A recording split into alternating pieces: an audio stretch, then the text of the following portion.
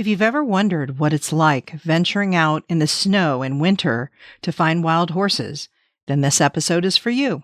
I'm your host, Carol Walker, and let's get started. Welcome to the Freedom for Wild Horses podcast, the place to find out about wild horses in the American West and what you can do to help them stay wild and free. If you love wildlife, wild horses, and the freedom that they stand for, this show is for you. I'm your host, Carol Walker. Let's get started.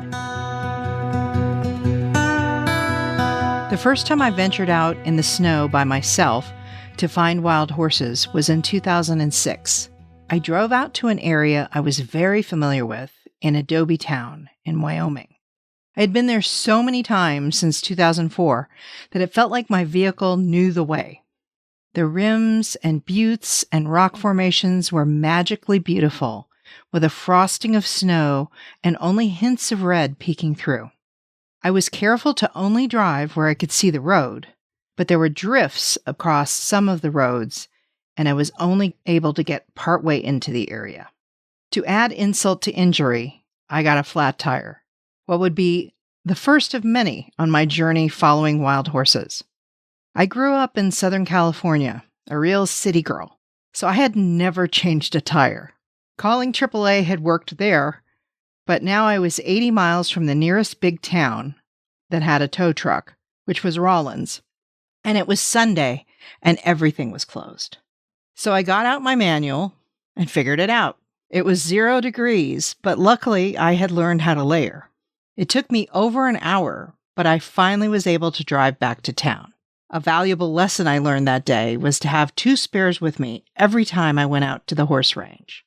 My next winter wild horse adventure was in 2007. I went to see the McCullough Peaks herd near Cody, and I was only able to get in one part of the area because of big snowdrifts over the 2 tracks. But I found my favorite wild stallion, Washakie.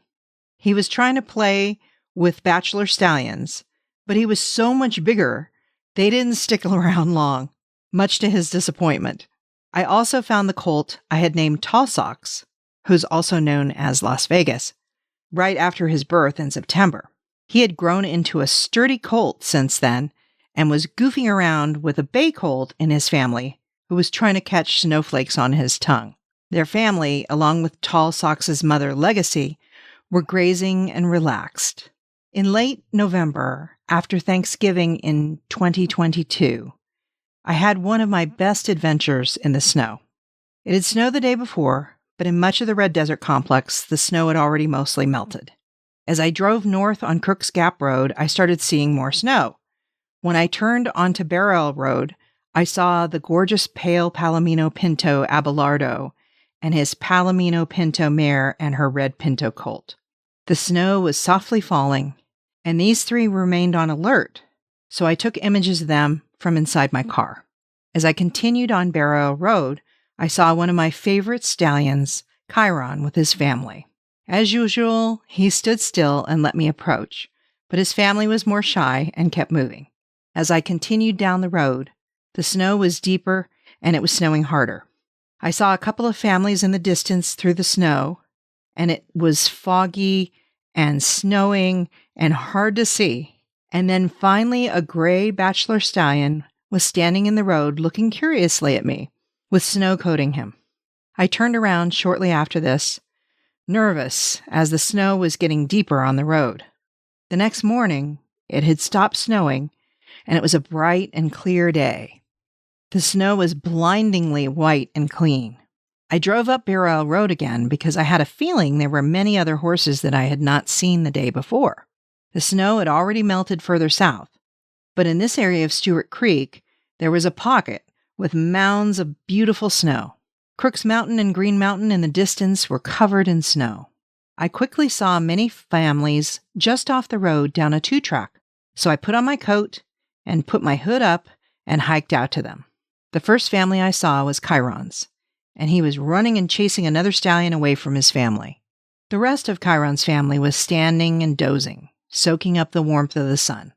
A beautiful faded gray Pinto mare and her black foal approached Chiron and stood with him. Then I saw a family I had seen before with 4 stallions, 2 buckskins, a pinto, and a bay, with 2 mares and 2 foals. It's definitely an odd configuration, but whatever works for this family. They were stunningly beautiful. As I was leaving, I spotted the wild stallion Adonis running off another stallion and his mares and foals grazing peacefully. I spent an hour with them and wished that I had spent more time, as this was the last time I saw most of them. That winter of 2022 to 2023 was the worst since 1973, and I was not able to get back into the area until May. But if you listen to episode 4, Flying Over an Ocean of Snow, you can hear what it was like to fly over the Red Desert Complex in February 2023. This year, in February, I drove to Saltwells Creek, eager to see the curlews in their winter coats. I wasn't certain about my chances to get into the area as I drove down Highway 430 in the early morning after a snow the night before had left a thin coating on the highway. I figured I would go until the snow got deeper and then turn around if I had to, but I hoped I would find horses.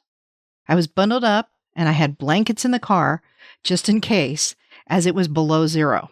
When I turned off 430 and headed into the horse range, it was 20 below Fahrenheit. I drove down a 2-track I rarely explored and saw several families together, standing, sunning, and eating. I also saw several families at a distance across a creek. I didn't recognize any of these horses, so I finally turned around and headed back to the county road. The snow had coated the hills, and Aspen Mountain and Miller Mountain glittered in the sun. I continued on to the area I had last seen horses in the fall, and there they were, about 10 families all together. I noticed Teton with his family. He had been dogging all spring and summer, and now he seemed to be right in the middle of the family, with the sorrel mare, her sorrel foal, and sorrel stallion. There were deep drifts along the road, so I could stand on the road and hope the horses would come by. It was now 12 degrees Fahrenheit, so I was covered up except for my nose and eyes. I saw a group of bachelor stallions, including a dark brown curly whose coat waved every which way, and then to my delight, my favorite curly, Julian, the cremello, came running down the hill to join his fellows and almost ran into me. I laughed as he, surprised, veered around me. His coat was thick and wavy, and his ears had curls in them. None of the horses looked cold. They were all in good condition and seemed to be coping very well with the winter, looking for food in the patches where there was less snow. The foals nursed when the mares stopped, and I could not imagine a more beautiful and peaceful scene. Winter is a time when the horses are quieter, more concerned with survival, digging for food, getting into the sheltered areas to wait out storms. The mares are not going into heat during the winter, so there aren't usually fights for dominance between the stallions. With the wind relatively calm for the moment, I felt grateful to be able to share this winter's day with wild horses. Thank you for listening to this episode of Freedom for Wild Horses. If you want to learn more, follow me at www.wildhoofbeats.com for more information and for ways to help America's wild horses. See you next time.